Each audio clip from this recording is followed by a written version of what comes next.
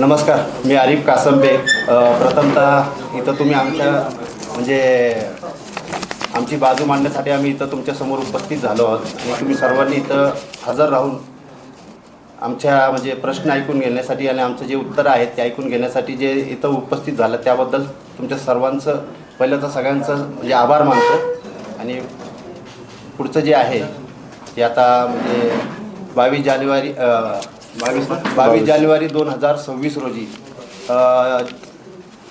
Goyalganga developers India private लिमिटेडचे जे वकील आहेत सचिन भालेराव यांनी जे पत्रकार परिषद घेऊन जी माहिती दिली किंवा जे खोटे आरोप केले आमच्यावरती, तर त्याचं सविस्तर आम्ही उत्तर देण्यासाठी इथं उपस्थित झालेलो आहोत. आणि त्यांनी काय ज्या पद्धतीने काय मांडायला पाहिजे त्या पद्धतीने मांडलं नाही. ते कायद्याचे मोठे विशारद आहेत, पुण्याचे नामवंत वकील आहेत आणि काही गोष्टी त्यांनी सप्रेस म्हणजे लपवल्या किंवा काही दाखवलं नाही, ऑर्डर पूर्ण वाचल्या नाहीत. ते निदर्शनास आणून देण्यासाठी मी इथं उपस्थित झालेलो आहोत. काय दाखवलं नाही पण काय त्यांनी प्रथमतः असा उल्लेख केला की बाबा त्यांनी आम्हाला जे आहे ना म्हणजे वारंवार त्यांनी म्हणले की आमच्या सदनिका घ्या म्हणून त्यांनी आम्हाला पत्रव्यवहार केला असं त्यांचं म्हणणं होतं. आता त्याच्यावरती आम्ही असं म्हणतो की त्यांनी जो पत्रव्यवहार केला आहे त्याचा उल्लेख केला. त्या पत्रव्यवहाराला आमचा जो पत्रव्यवहार उत्तरा स्वरूपातला आहे त्याचा त्यांनी तो जाणून बुजून उल्लेख टाळला. आता त्यांनी आम्हाला पाठवलं होतं अलॉटमेंट लेटर.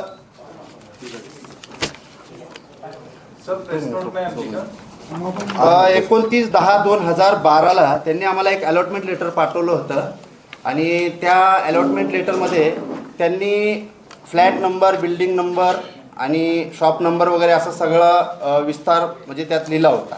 परंतु ते मी जागा मालक आहे, मी जागेचा विकसनासाठी त्यांना माझ्या रकमेतून पैसे दिले. त्यांनी सेलेबल पाठवलं मला, तर मला कार्पेट किंवा बिल्टअपमध्ये देणं अपेक्षित होतं त्यांच्याकडून, जे डॉक्युमेंटमध्ये मेन्शन आहे. त्यांनी ते सेलेबल पाठवलं, परंतु त्याचा एक त्यांनी असा एक हे केलं की बुकिंगपूर्वी मला देण्याचं असं त्यांचं एक म्हणजे आमच्या कागदपत्रात असं ठरलं होतं की कुठलाही प्लॅन पास होण्यापूर्वी आम्हाला दाखवला जाईल आणि बुकिंगपूर्वी आमचं क्षेत्र आम्हाला पहिले दाखवलं जाईल. तसं नसताना त्यांनी एक त्यांच्याच मनाने अलॉटमेंट लेटर पाठवलं. आता कुठं फ्लॅट असावा, कसा असावा, एक प्रत्येक माणसाच्या स्वप्नातलं घर असतं, तर त्याचं उल्लंघन करून त्यांनी त्यांच्या पद्धतीने एक अलॉटमेंट लेटर पाठवलं. आता त्या अलॉटमेंट लेटरला आम्ही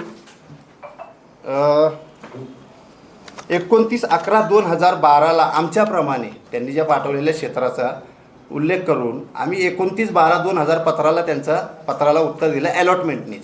मग त्याच्यावरती त्यांनी काय केलं की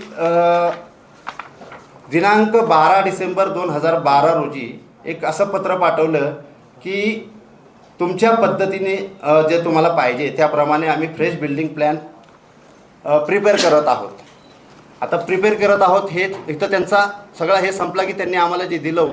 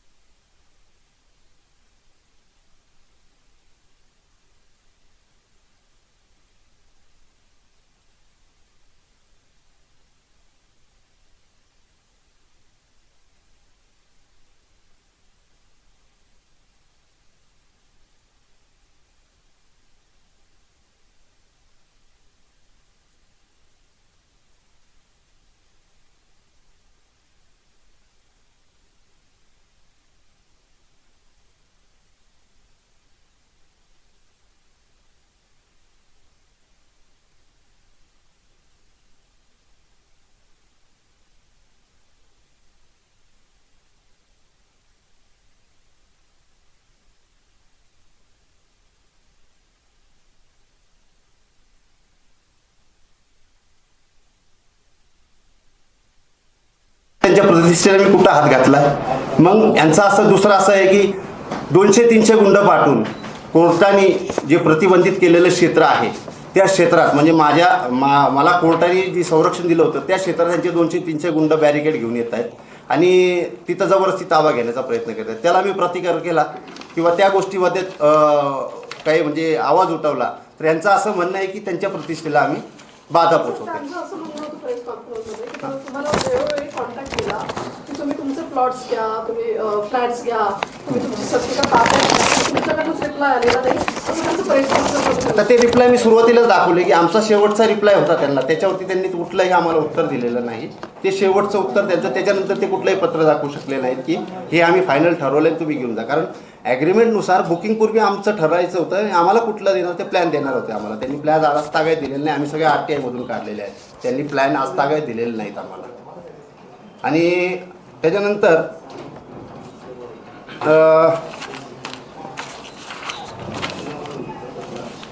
मनाई हुकुमाचे उल्लंघन केल्याबाबत संपूर्ण प्लॉट त्यांनी काय केलं आहे ते म्हणत आहेत की आम्हाला जी ऑर्डर भेटली आहे म्हणजे आम्हाला जी ऑर्डर भेटली आहे त्या ज्या सदनिका आहेत आम्ही ज्यांना विकतोय त्याचा याचा काही संबंधच नाही.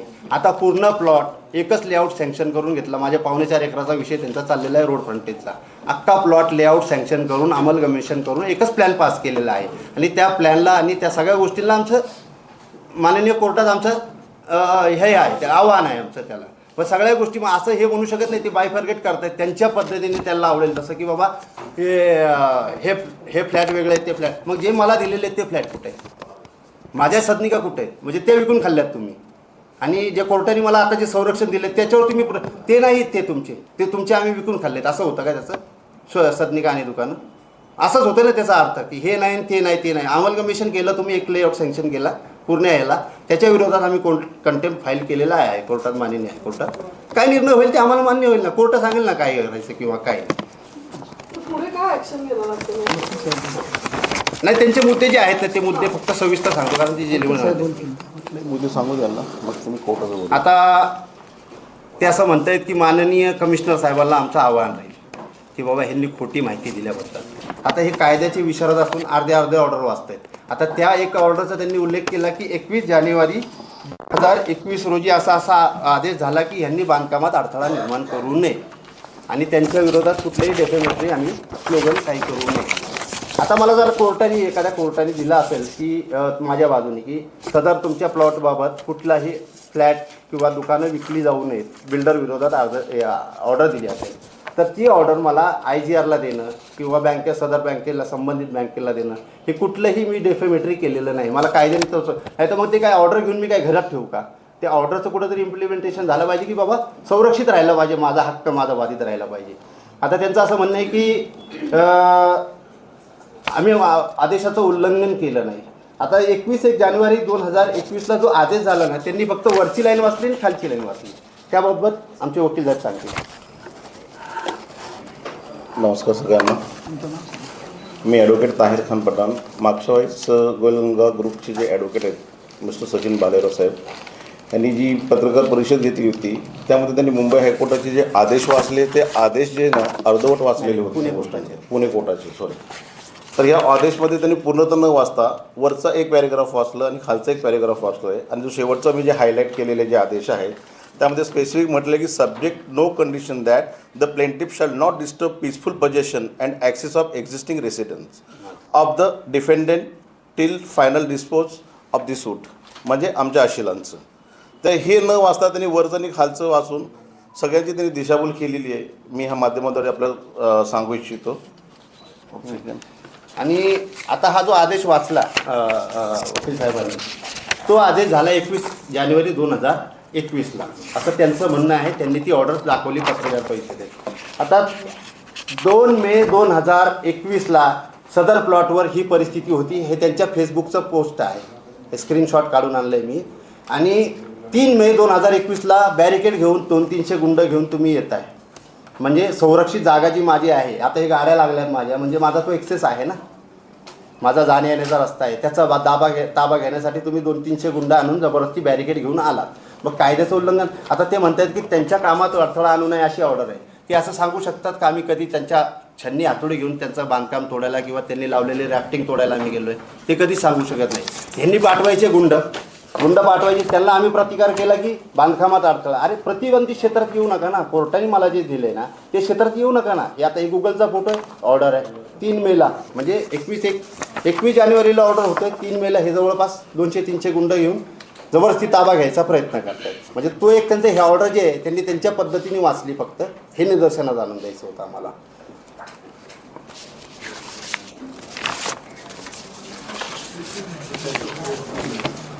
आता ते असं म्हणतायत की दावा क्रमांक 794/2021 जी मागणी केली कॅन्सलेशन किंवा 268 कोटी जो दावा माननीय हायकोर्टाने ग्राह्य धरला आहे, सुप्रीम कोर्टाने पण अपील फेटाळलं म्हणजे ग्राह्य धरला आहे. आता त्यांचं असं म्हणणं आहे की हे करणं नाही, म्हणजे हा दावा दाखल करू शकत नाही, तो दावा दाखल. आम्ही कोर्टात दावा दाखल केला आहे, कोर्ट जे देईल तो न्याय आम्हाला मान्य आहे, कारण न्यायव्यवस्था ही सर्वोच्च आहे, त्यांच्याकडे आमचं आहे. म्हणजे तुम्ही हे सांगू शकत नाही की हे कुठला दावा दाखल केला आणि असा का करताय आणि तसं का करताय. तर त्याच्यावरती आमचं असं म्हणणं आहे की जे माननीय न्यायालय देईल निर्णय त्याच्यावरती आम्हाला मान्य. आम्ही आमच्या ज्या अटी शर्ती किंवा ज्या त्याचा भंग झाला आहे आणि कुठला आमचा मोबदला भेटला नाही. आता मोबदला ते म्हणतात मोबदला मागायचा, तर मग कॅन्सलेशन का मागतायत ते त्यांचं डेफिनेशन करतायत. मोबदला हा बांधकाम स्वरूपातला असू शकतो, पैशातला असू शकतो, कुठलाही असू शकतो. ते त्यांच्या पद्धतीने म्हणजे वकील असून पण मला तोच मुद्दा कळला नाही की ते असं का म्हणतायत. मोबदल्यासाठी मग कोर्टात का गेलात, मग हिथं का गेलात, मग कुठं जायचं, बरोबर ना. आता ते म्हणतात उपोषण का करता. हां, उपोषणाचं आम्ही जे आहे ना, उपोषणासाठी तिथं जाण्याचा आमचा पूर्ण निर्धार होता. 22 जानेवारीला उपोषणाला बसणार. त्याच्या अगोदर 12 तास अगोदर आम्हाला समर्थ बनगार्डन पोलीस स्टेशनमधून नोटीस येते. नोटिशीमध्ये असं म्हटलं जातं की तुमचं उपोषणाचं जे आहे विनंती ती फेटाळण्यात येते. त्याच्यासाठी त्यांनी असं कारण दिलं की आपल्या कृत्यामुळे सार्वजनिक शांतता भंग होऊन कायदा व सुव्यवस्था प्रश्न निर्माण झाल्यास आपल्याविरुद्ध उचित व योग्य कारवाई करण्यात येईल याची नोंद घ्यावी. आम्ही पोलिसांच्या त्या आदेशाला मानतो, परंतु माझ्या अन्नत्याग करण्याने किंवा तिथं उपोषणाला शांतपणे बसण्याने म्हणजे सार्वजनिक शांतता कशी काय भंग होऊ शकते. म्हणजे परत आम्ही जे प्रशासनावर जे म्हणतोय ना, कुठंतरी परत एक अदृश्य शक्ती काम करते किंवा आम्ही तिथं उपोषणाला बसून आम्ही 4 लोक तिथं बसून जर अन्नत्याग करणार असतो तर त्याच्यातून कुणाची शांतता भंग नव्हती. म्हणजे तिथं पण एक अदृश्य शक्ती 12 तास अगोदर, म्हणजे आम्ही पत्र कधी दिली होती 29 सप्टेंबरला पहिलं दिलं, 29 डिसेंबरला दुसरं दिलं. हे सगळं दिल्यानंतर आम्हाला कधी त्यांची पत्र येत आहेत, संबंधित पत्राची दखल कधी घेतली जाते 12 तास अगोदर. ते पण व्हॉट्सअपवर पत्र पाठवलं जातं, प्रत्यक्षात येत नाही कुणी. आमच्या इथल्या स्थानिक पोलीस स्टेशन खराडीवरून येतं की तुम्ही आम्ही तुम्हाला प्रवृत्त करत आहोत, परंतु तुम्ही तुम्ही मान्य करत नाही, परंतु काही अटीवर शर्तीवर तिथं तुम्ही बसू शकता असं त्यांनी आम्हाला एक पत्र दिलेलं आहे. हे त्यांनी दिलेलं आहे. आणि बनगार्डन पोलीस स्टेशन म्हणतं की शांतता भंग होईल. माझ्या उपोषण करण्याने कुणाची काही शांतता भंग नव्हती. म्हणजे कुणाला तरी त्याचं नुकसान होणार होतं, माझा हक्क मी लोकांपर्यंत पोहोचू शकलो असतो. त्या बाबतीत लोकांना अन्न भिन्न काय म्हणतात त्याला हे करण्यासाठी हे उपोषण माझं दाबण्यात आलं. त्या दिवशी तुम्ही उपोषण केलं होतं का? हां, उपोषणासाठी आम्ही तिथं हजर झालो. उपोषणासाठी गेल्यानंतर तिथं LIBची लोक आली, इथं का जमलात. आता ते जमल्यानंतर मग जिल्हाधिकारी कार्यालयातून बोलवणं आलं. आम्ही तिथं गेलो, तिथं निवासी उपजिल्हाधिकारी मॅडमला तिथं भेटलो. आम्ही जाऊन तिथं आमचं निवेदन सादर केलं. त्या निवेदनावरती त्यांनी चौकशी समित काय पुढील आदेशित केलेले आहेत. त्यांनी चौकशी करण्यासाठी पुढील आदेशित केलेलं आहे. त्यांनी हे पत्र पण आमच्याकडे आहे. हा तिथं नायब त्या तहसीलदार आदेशावर जर कधी तुम्हाला न्याय मिळाला तर पुढचा पाऊल काय असेल? आता आम्ही जेवढं होईल तेवढ्या संवैधानिक मार्गाने सगळा आमचा न्याय मिळवण्यासाठी आम्ही प्रयत्न करतोय. आता शेवटचं तिथं पत्र देऊन निघाल्यानंतर आता हे असं एवढं आम्ही हे करतोय कशासाठी, न्यायासाठी. जर आम्हाला न्यायच भेटणार नसेल तर आमच्या पुढे एकच रस्ता उरतो, आम्ही मंत्रालयासमोर जाऊन सहकुटुंब जाऊन आत्मदहन करणार आहे तिथं. कारण न्याय कुठून भेटणार आहे आम्हाला. आम्ही खूप त्रासलोय, जगायचं की मारायचं हे म्हणजे भीक नको पण कुत्रावर असं झालंय सगळं. म्हणजे आमच्या आयुष्याची जी राखरांगोळी झाली ना सगळी, म्हणजे राहती घरं. आता ते म्हणतात उपोषण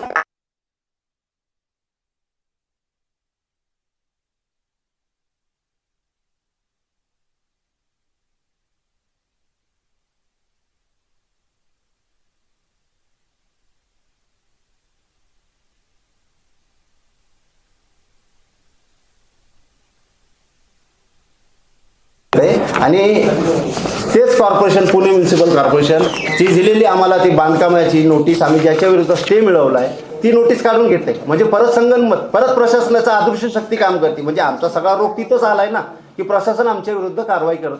पण त्याच्याच बरोबर हात मिळवून काय भ्रष्ट अधिकारी असतील काय, सगळ्यांना नावं ठेवत नाही, पण जे भ्रष्ट अधिकारी आहेत, जे भ्रष्ट अधिकारी त्याच्याशी अनिष्ट हातमिळवणी करून आमच्यावरती जे दबाव निर्माण करतायत किंवा आम्हाला तिथून निष्कासित करण्यासाठी बिल्डरला जी मागच्या दाराने मदत करतायत, त्याविरोधात आमचं सगळं आंदोलन आणि उपोषण होतं. त्यासाठी ते म्हणले की मोबदला मिळवण्यासाठी तुम्ही उपोषण करता. कुठंतरी विकासकाला नतमस्तक आहे.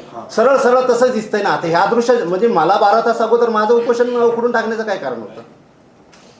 काहीच त्याचं काही हेच नव्हतं ना, की मी तिथं अन्नत्याग केल्याने कुणाचं काय हे होणार होतं? कुठे शांतता भंग होणार नव्हती ना.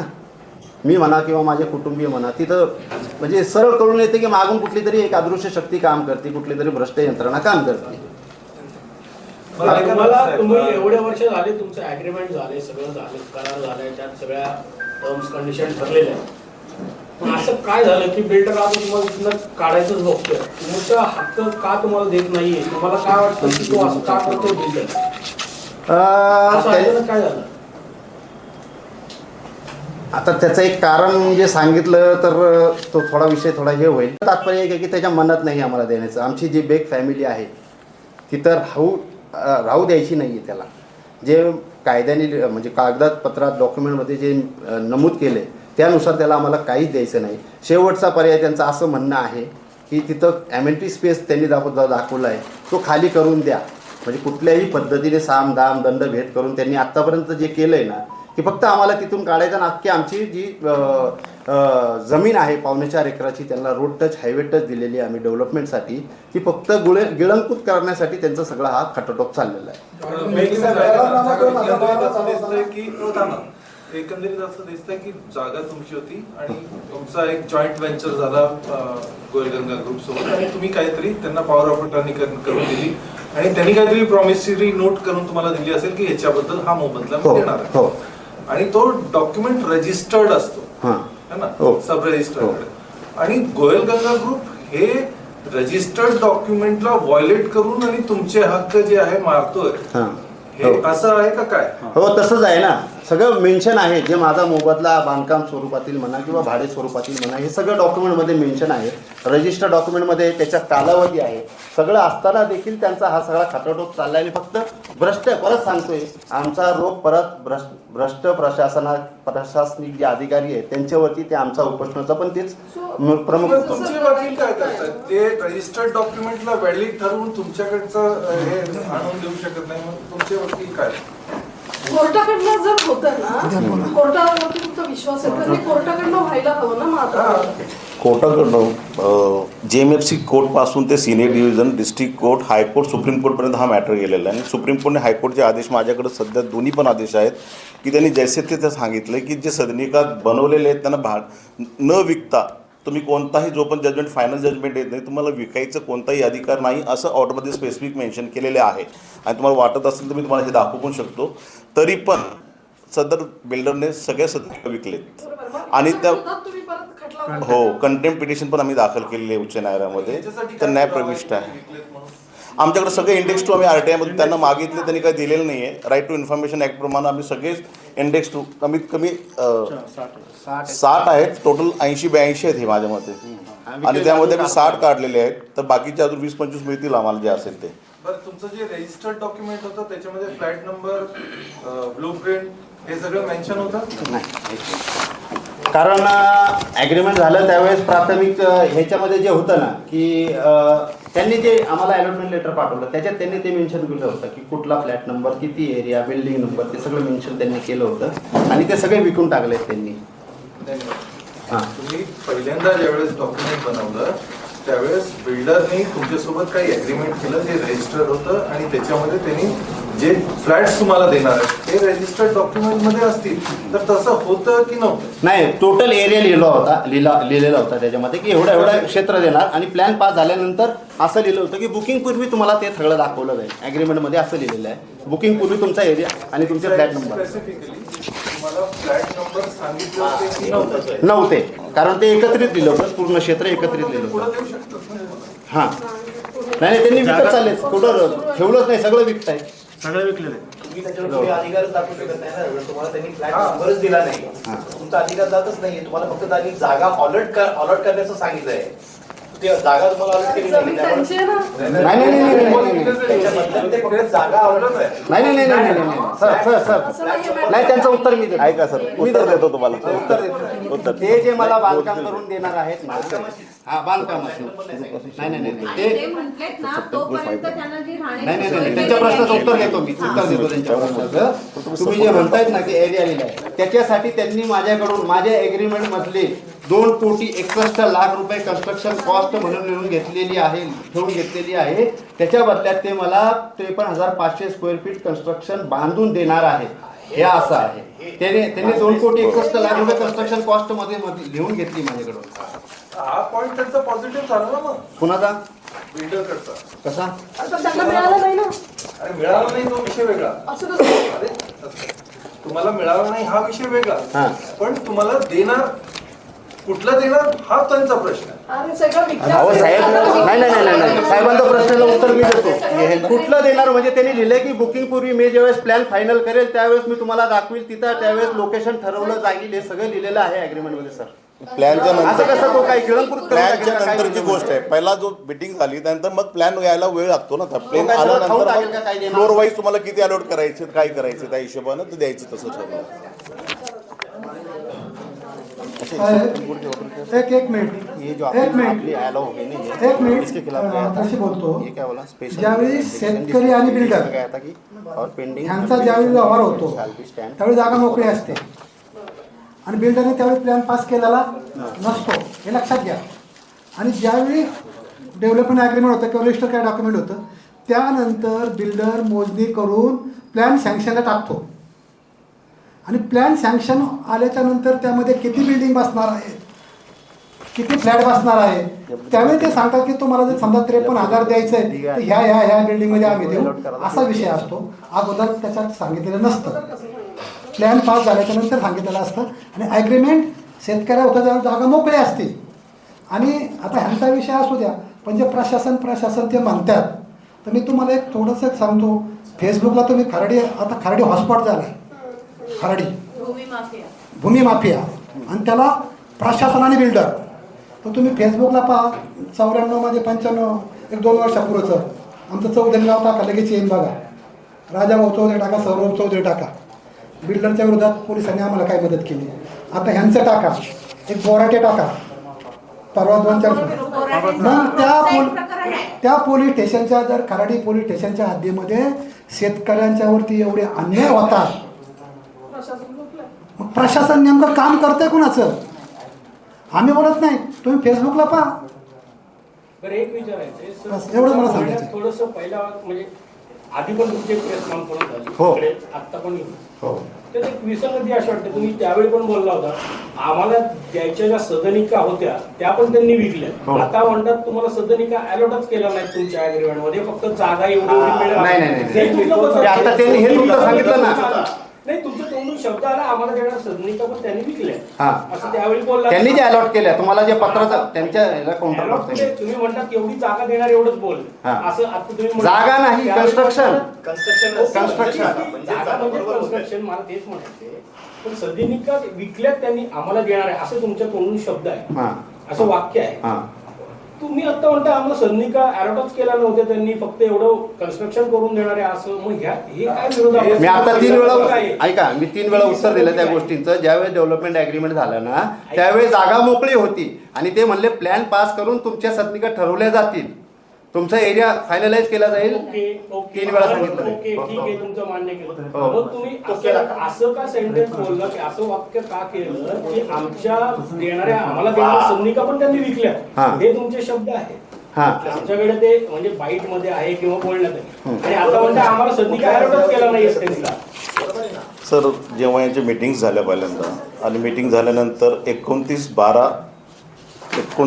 ऑक्टोबर 2012 रोजी यांचे एक बेसिक जे मीटिंग यांची गोष्ट झाली, तर हा गोयलगंगाचा लेटर हेड आहे, त्यांचा सही शिक्का वगैरे सगळं, आणि ऑफिशियली इनवर्ड नंबर पण आहे यांचं.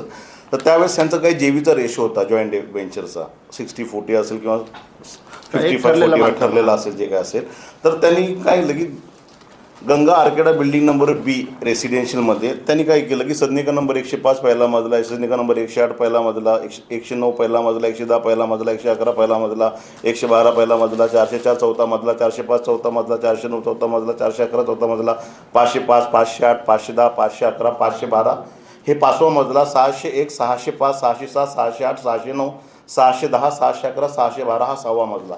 हे त्यांना त्यांच्या प्लॅन येण्या अगोदर की बाबा तुमचा हा रेशो असेल असून त्यांनी ही मीटिंग ठेवलेली होती. त्यावेळेस मीटिंगमध्ये हे सांगितलं आणि लिखितमध्ये इन्व्हर्ट करून त्यांनी लेटर आम्हाला पाठवलेला होता. आणि हा झाला रेसिडेन्शियल. आणि कमर्शियलमध्ये पण त्यांनी बरंचसं एरिया त्यांनी दिलेलं आहे, दुकानं दिलेले, शॉप दिले, 697 स्क्वेअर फीटचे दिलेत.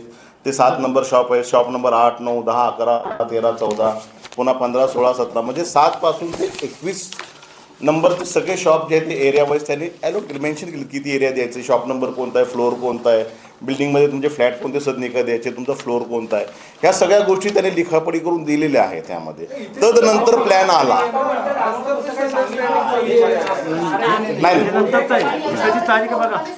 हे 2012 सर. हे 2012चं म्हटलं मी तुम्हाला, ऑक्टोबर 29 ऑक्टोबर 2012. नाही मी समजलं तुम्ही काय सांगता त्या गोष्टी, तर ते क्लिअरिफिकेशन थोडंसं याच्यात झालं असेल, पण तुम्ही समजून घ्या त्या गोष्टी.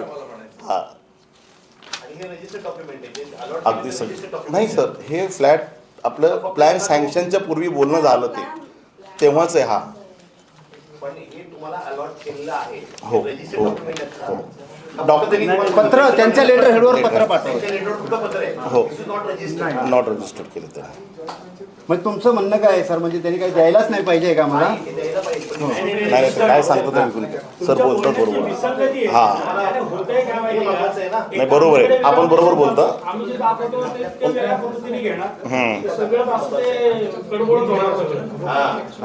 बरोबर आहे, बरोबर आहे. म्हणजे सरांचा सांगण्याचा उद्देश असा आहे की रजिस्टर झाला असता, येस, त्यांनी स्पेसिफिक जर इंडेक्स टू बनवलं असतं जेमध्ये की बाबा त्यामध्ये हे अलॉटेड फ्लॅट केलेत, अलॉटमेंट हे केलं असतं.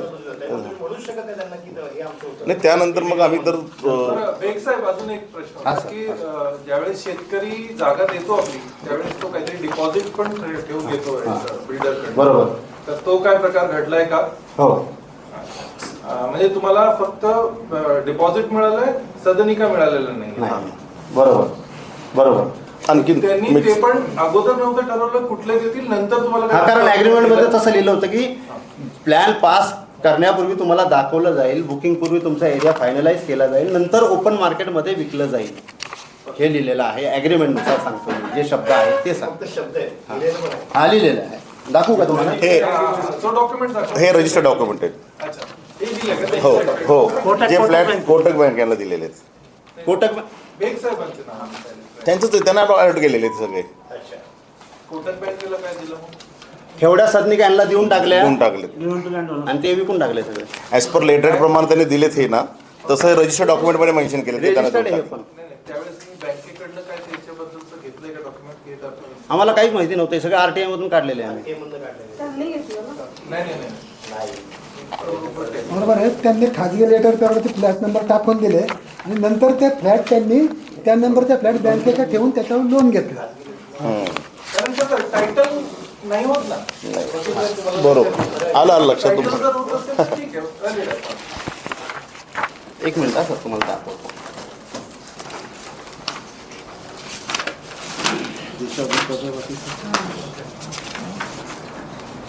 हे पहा.